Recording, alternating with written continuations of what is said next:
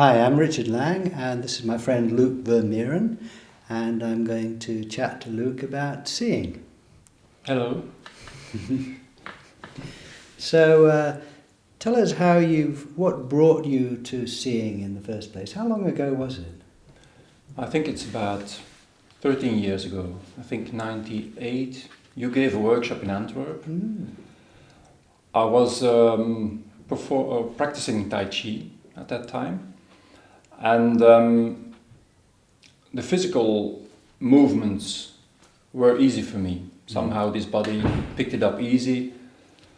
But I noticed that my mind didn't follow the movement. So when I practiced my Tai Chi, I would find myself in some position and think, no, I did something wrong somewhere along the movement, but I didn't remember when, because my mind was wandering off. Something wasn't quite right. Yes.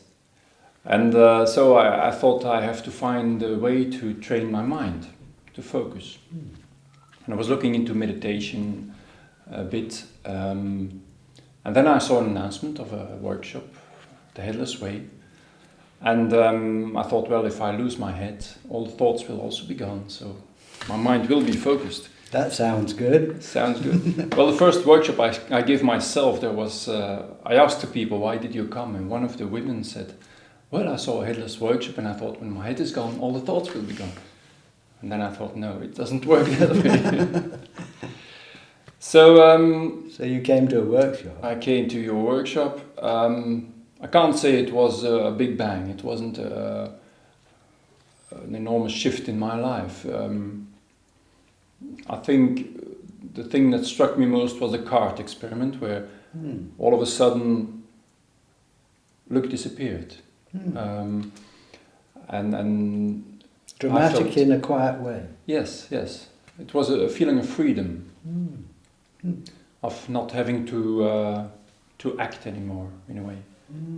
A lot of luggage that I could drop because it wasn't needed. I could just enjoy the world, in a way. What a relief. What a relief, yes indeed. So I bought a little booklet, blue booklet in a cassette. And said, I'm going to practice this. And I lost the booklet and I lost the cassette, never practiced. But I made myself a tube and tried it in front of the mirror. Oh, well done, yeah. And I subscribed to a magazine, Dutch magazine, that Raf Pieper from Bruges had brought to your workshop. Which helped me a lot because it gave different traditions, different voices to see this. And to express this, and it helped me to check out what is it for me, what is it for those people, and how does it connect. And that was the beginning. There was a second workshop we gave, I think, 3 or 4 years later in Antwerp, where Hilde, my wife, and I came. And afterwards I tried to get people together, which worked for a few sessions, and then the number of people diminished, and eventually it stopped. And did you begin to find it making a difference in your life in some way?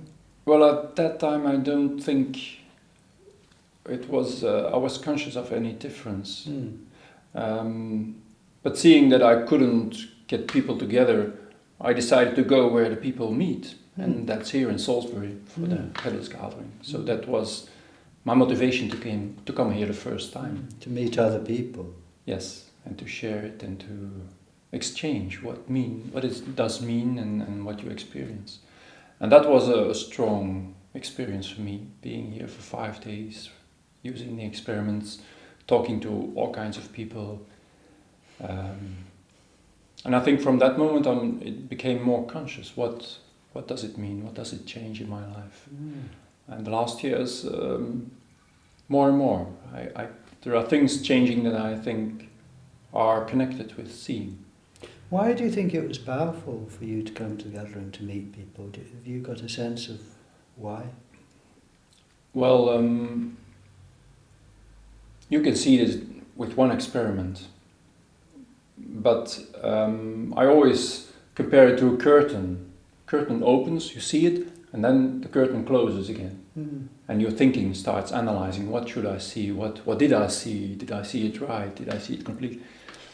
And being here for several days with people that don't need any explanation, If I talk about here, they know what I'm talking about. Right. So you have a very direct communication about it, about something you can't talk about in a way. So you hear people tell their experience and their doubts and their questions. And this exchange makes me more aware of how I experience it and what it means to me. So I hear myself explain something and I think, yes, that's it. You hear yourself through your own mouth and through other mouths. Yes, yes. And in what kinds of ways do you think it's deepening in your life these days? I think one aspect is that I enjoy the world, whatever happens. People usually complain when it rains, but rain can be beautiful, and seeing the drops fall off the leaves can be a beautiful sight. So rain and the sound of the rain. So I don't have these classes anymore of what I like and what I dislike. I still have them in a way. But there is always something shining through, which makes me enjoy the world as it is at that moment. And it never rains here. It never rains, it doesn't get wet, even in the shower. And the second aspect is that I got rid of this mask. If I have contact with people, I don't feel the need to be someone, to perform in a way, people give you a label, say, you're an engineer or you're into green energy or whatever. And I can say yes and still be free to explain something else. So you can accept the label and yet you are for yourself free of it. Yes, I know it's their label. They use it on me, but here there's never a label.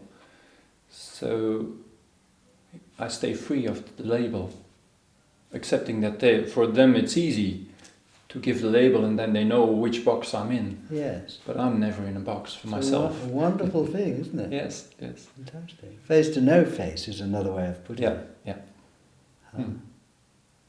And do you find that it affects you in making decisions? Like I know you've just changed your job fairly recently, and that was quite a big change, I suppose. Does it come into that process at all, or not? Yes. I'm convinced that I don't really take any decisions. There's just something pops up.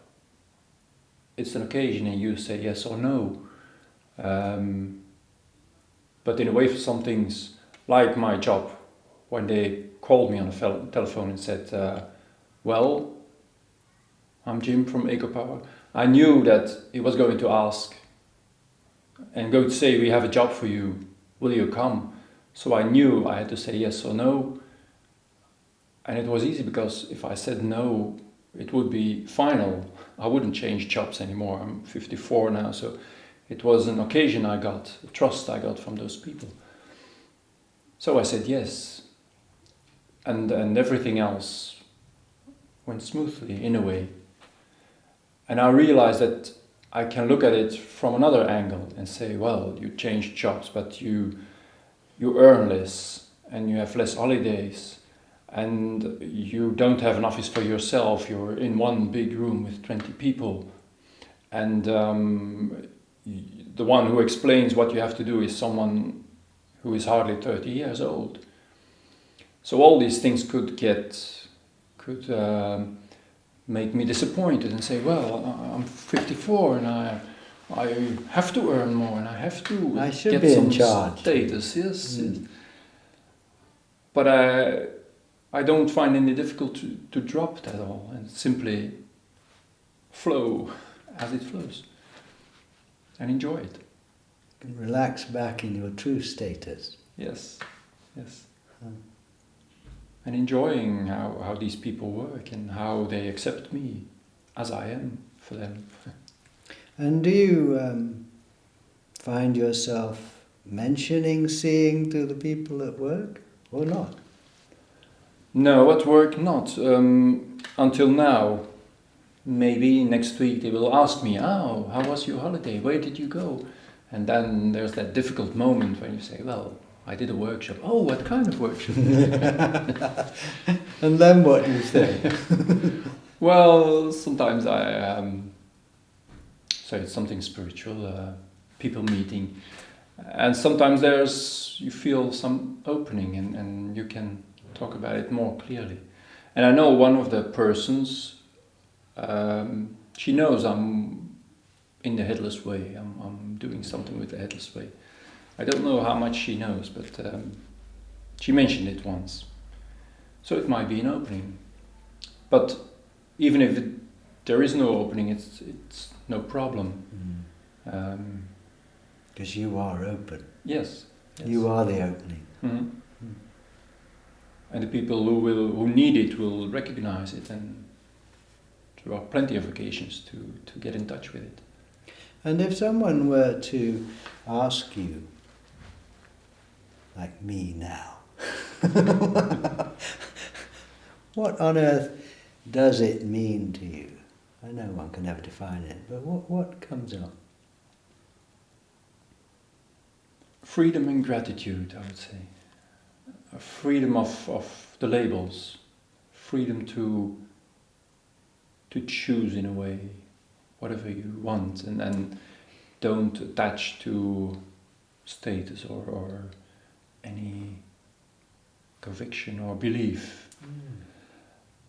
And gratitude that this all happens, that there are different people, and there is the sunshine, and there are the flowers and the animals, and I get food. And last year I realized when Alan was playing the piano here, there was this thought of, oh, it's such a pity that I don't play any music.